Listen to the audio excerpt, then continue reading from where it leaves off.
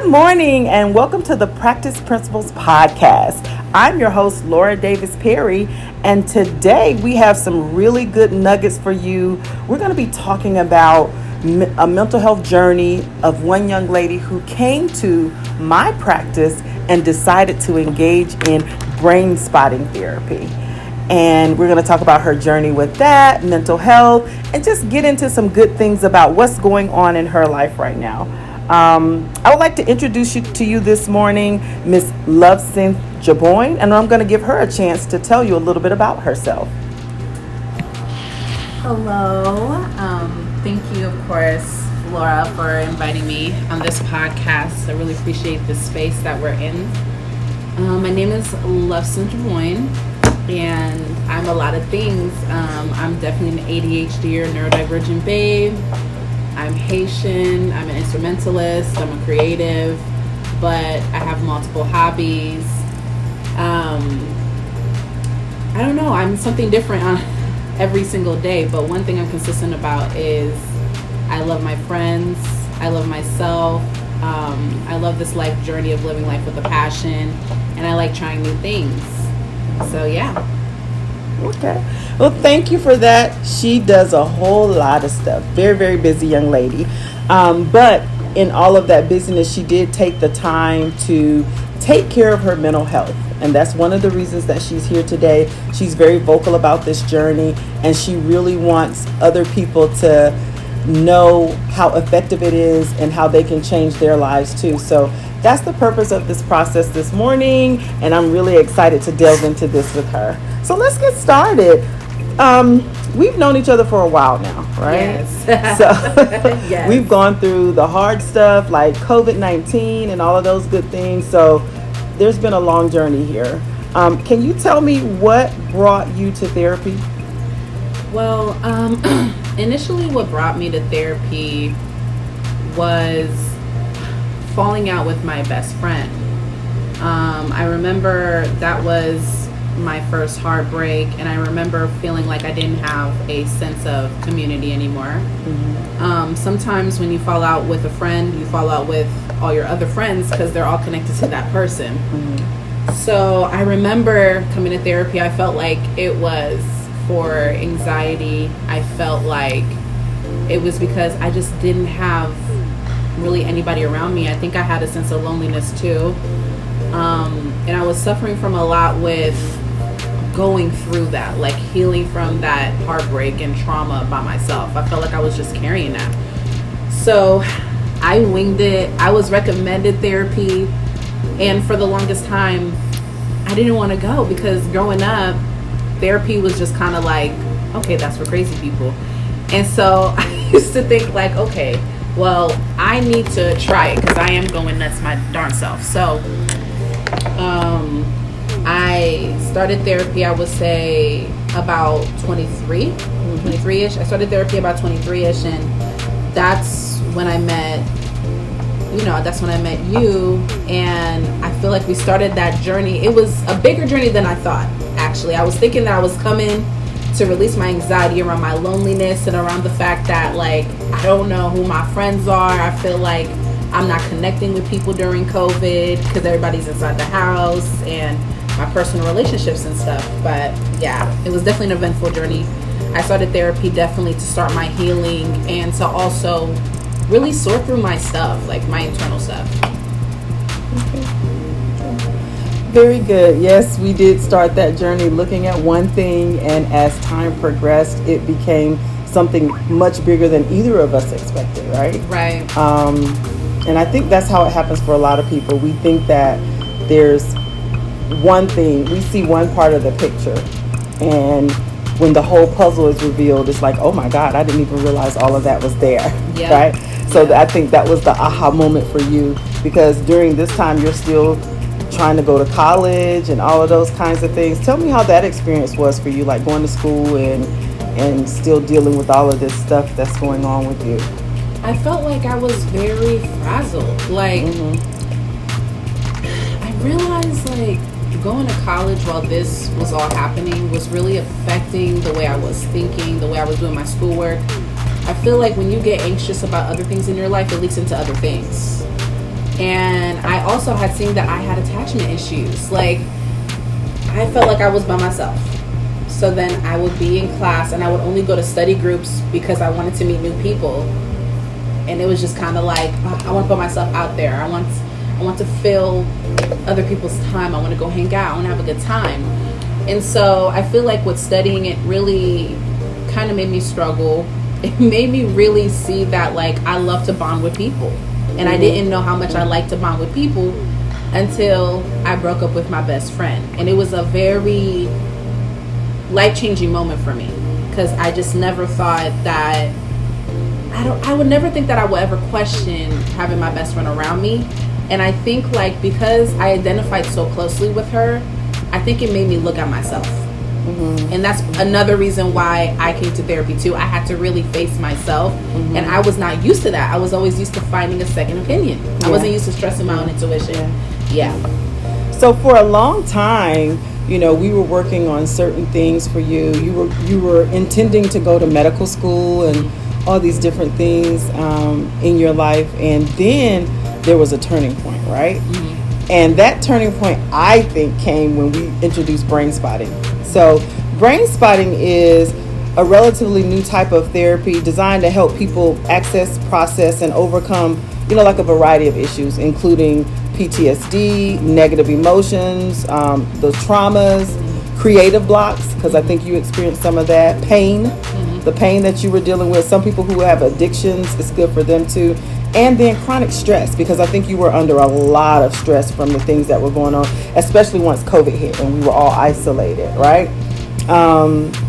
You know, according to what they've taught us in Brainspotting, the direction in which we look or gaze can determine how we feel. So where you look determines how you feel, right? So, you know, during the Brainspotting process, as you know, I help you to find those spots that are activating you in some way in your body, the feelings that you have in your body, and then we focus on whatever the issue is that you brought that day, right? And you process that throughout that session. So that's what we've been doing. And I want to hear, I want you to describe to me your healthcare journey and how it has impacted you since we started the Brainspotting, because that's when, you know, the big changes started with you. I think my healthcare journey has really changed me for the better and for the good. It was definitely a tumultuous journey. It was very challenging. Like, I would never think that I would be able to overcome obstacles in my life. I think one of the hardest things I ever had to do was go on this journey. But I realize now that I'm, like, farther in and I've learned so much, I realized it was definitely worth the investment. Like, coming to therapy, I realized that I had ADHD. And as you already know, I used to think I struggled with anxiety and depression. But it wasn't until I met you, I realized, like, oh my gosh, I'm neurodivergent and I'm an adult having this. So kind of like understanding my brain and the way that it works. And when you help me really learn and give me materials to understand, I realized a lot of things. Like, I'm trying to put myself in a neurotypical box, and that doesn't work. I want to try medication for the whole, like, for years I was always against medication because of religious reasons and because the way my family felt about my mental health. I didn't want to be judged. But then when I saw the freedom that medication gave me, that changed my life. Like, I felt like I did a whole 360. I think with Brainspotting too, pulling that stuff out from the subconscious, I learned that a lot of it was subconscious things. Like, I carry stress in my body. I used to not really know where the stress came from. Even if I was having a good day, I felt like there was a lump in my heart all the time. Like, my shoulders would always be hurting. I carry a lot of stress. When I'm stressed, I carry a lot of stress on my shoulders. And a lot of generational patterns that I would carry with me. Like, I didn't know me and my mom did not really get along as well as I thought. And I had to unpack that. I didn't know a lot of the trauma that I was carrying from my dad, and I had to unpack that. And I think I realized that when you adapt to all of that stuff, you don't really know the depth of like something is like not right, because you're so used to stress, like you're so used to the chronic stress. And I didn't know that what it felt like to have true peace until now. Like now that I'm there, I see it, the difference. So with brain spotting, I feel like it gave me a sense of freedom that I definitely didn't have before. And on my healthcare journey, although it was hard, I feel like I had to peel back a lot of layers. And there were just some times where I felt like I thought I healed from this, I guess I didn't. Or like I would find myself crying a lot more, and that's when I knew that I was getting free. And then I found that my room was cleaner. And that sounds corny, but my mental health directly reflects the space that I'm in. My room reflects that. Like when my room is a mess, I really am a mess on the inside. I remember the times when I would think I was depressed. My room looked like trash. Like it was like a hoarder. Trash. But now it's like everything's organized. I take a lot better care of myself. I feel like I care about myself deeply, not just like the outside. I internally nurture myself, and I can give myself the love I did not receive, because now I know what that looks like. But I really had to learn that on my mental health journey and on my healthcare journey, learning who I was as a person. And then I was able to really separate myself from my family and decide the type of person I was going to be apart from them. And I think that's something I never had to think about, because when I first came to you, remember I was like I'm just stressed, like I feel lonely, and you know, I felt like I just wanted to kiki for real, you know, because COVID, and I was just by myself and all that. But then you started to tell me about like deeper things that I was probably dealing with, and I just felt like, okay, I don't know if I want to uncover that yet, but I felt like I should take a chance, because there's no time like the present. And I have been dealing with those things for years and just never knew how to unpack that or heal from that. Because a lot of times, like, especially as a Black woman, we're just taught to like brave it through. Like, okay, you know, you just need to get over it, brave it through.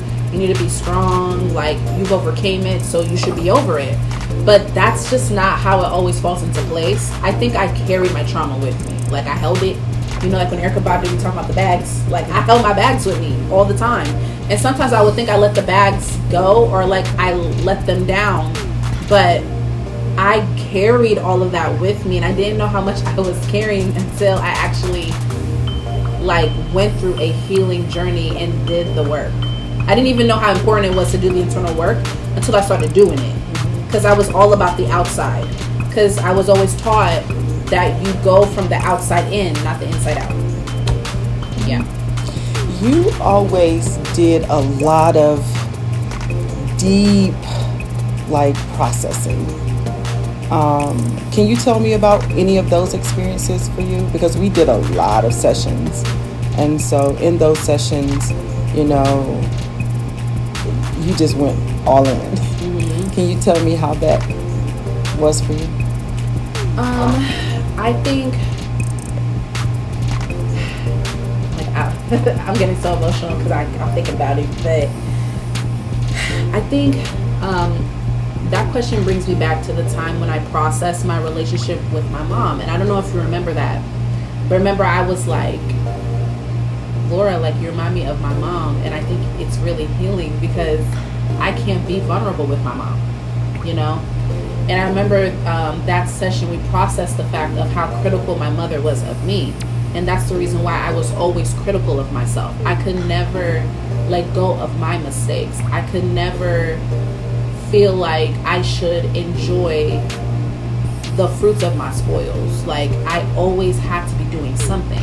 Because my mother was like that, and my mother was like that towards me. So, like, processing that, I feel like it, like, I don't know what the word is. It's like I felt like kind of looking at you and you like letting me unpack that, right? Like, I would talk about like, yes, like, you know, I love my mom, and you know, I would always have to issue that disclaimer, because it's like, to criticize your mom is like to be like you don't love her, and that wasn't the case. And I felt like it really dug into me. I'm not gonna lie. Like, it was just something that I held so deep inside. I felt like I cried. Remember, I cried tears that day, immense tears. I broke down, and I rarely cried. At the time, I rarely cried. And I felt like it showed me my mother wound that I didn't even know that I had. I think that through that, me and my mom's relationship improved a lot because, you know, we talked about radical acceptance. And I think when I processed the fact that my mom was so critical of me because she was critical of herself, because of the fact that she wasn't taught that mistakes were okay, and that I could do better for myself, but also I can accept my mom for who she is and still love her as a person, but also acknowledge the fact that she wasn't right in that respect. But I get to do differently, and I have the freedom to do differently because I'm not locked like ball and chain to the behaviors of my parents. And I think that was a lot of deep processing for me. I think a lot of it too was really breaking generational habits of just like performative like existence. Like I always felt like I had to be a certain way, I had to look a certain way, I had to be somebody that was somebody for real, have a sense of purpose and stuff. But sometimes it's really okay to just rest. Like it's okay to just be, and you don't have to earn people's love. And I did not grow up with that. Like I really had to accept that. It was so much for me because I think it was definitely attached to my trauma, and it showed me my attachment issues with my parents. I think a lot of me processing that with my mom showed me my attachment issues with my friends. Wow. And in my relationships. Wow. Because I used to be so like possessive, and I used to be so controlling. So I realized like it's because my mom was very possessive and controlling, and she felt like that was love for me. So I thought that was love too. But how can I really walk in my freedom if I don't give other people that? And I don't know really what that is, because my mom never walked in hers. But yeah, it is true. Like sometimes like you do emulate your mother without thinking you're emulating her. And when I was growing up, my parents used to always say I was like my father, but it wasn't until I got older and stepped into my womanhood I realized, wow, like I'm a lot like my mother. So yeah. So I think I'm hearing you say that brain spotting was really effective in just how you're processing things now, how you're expressing and feeling your emotions. Can you talk about that a little bit? Yes. So I feel like brain spotting has brought me a sense of freedom and wholeness. I'm definitely knowing myself a lot better now, and how I want to introduce myself to the world like a lot better. I also feel like my relationships have changed for the greater good. Like I'm a lot more positive. I don't have stress like that anymore. Like I can process my emotions day to day from the time that I wake up. Like I don't have like a concrete morning routine, but I realize it's not quite needed because my brain now is programmed to process all my negative emotions and be able to like for them to be able to leave my body, or for me to sit with them but not let me be torn down by them, if that makes sense. Like makes a lot of sense. Yes. So I don't process anger the same, I don't process stress the same, and I definitely do not process like sadness the same either. Like for example, I used to be easily agitated and I used to be easily angered, but now there's like a step that I take. Like if I could be like watching something on the internet and I could be really annoyed, and then I could feel myself saying like, I'm annoyed by this, like why would this person say this? And then I could feel it come through me, and I could feel myself let the emotion go. Or when I'm speaking to my mom and she says something that I don't like, we used to always bicker, but now it's like, okay, well, she's entitled to feel that way, and I let it come on me, I feel it, and then I let it go. Everything that used to feel like a stab wound emotionally is now a sting. Like it's nothing now. I feel like my parents also see it too. My parents say that I've changed and that I've become a soft adult now, because I used to argue all the time, but now I feel like I'm in a place where I'm the woman that I want to be. Like, the wholeness that I feel, the fullness that I feel, and the freedom that I feel has put me in a really good place that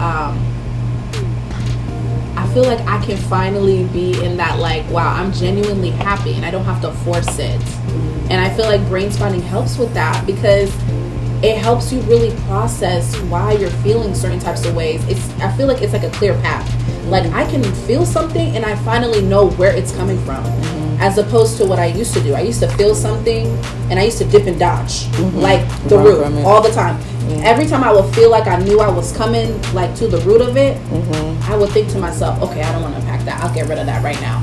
But now it's like, no matter how, like, traumatic it is, like, I'm able to really look at it like, I feel this way because when I was, like, this age, or, like, when I went through this, I did not feel loved at this moment. I did not feel accepted. I did not feel cherished. I did not feel this way. I'm able to have even open conversations with my parents about how I felt like where they did not do right by me. And I'm able to have those conversations without shame.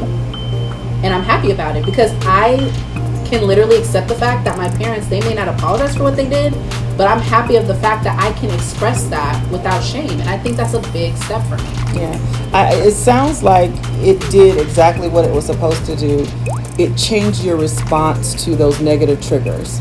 Those things that, you had held for so long that had affected you, and every time your mom dug at it or picked at it, you responded differently before, but now you are able to not allow it to affect you or activate you as much as it did in the past. And so that's the whole idea of it. I think that's what, one of the things that David Graham was thinking when he did it, because they talk about activation. That's a big thing. And during that process, there's also a connection between the two of us. We have to be, I'm holding space for you during that process. And so there is a connection with us during that time. I have to be in the right space as well during, to help you with getting through that process. So it's been a really great journey watching this. You are not the same woman that walked through my door a few years back, and I'm proud to say that, because you did the work. I always tell you guys, if I'm working harder than you, then there's a problem in this process, right? Because you came to get something done, right? And so, I want to ask you this. How do you feel about wellness now, and how has your priorities changed because of your views on wellness since, completing all of this stuff with me? Wellness is a priority. It's not a privilege. Exactly. Like, it is a priority. Mental wellness is a priority. Physical wellness is a priority. Although I don't like to exercise, I really don't. But it is a priority. We facilitate that for you too. Yes. And it's all encompassing. Like, I realize that my internal is so important. And as corny as it sounds, it does manifest in the external. It does. It comes full circle. It affects your relationships. It affects your schoolwork, your work life. It affects everything that you touch.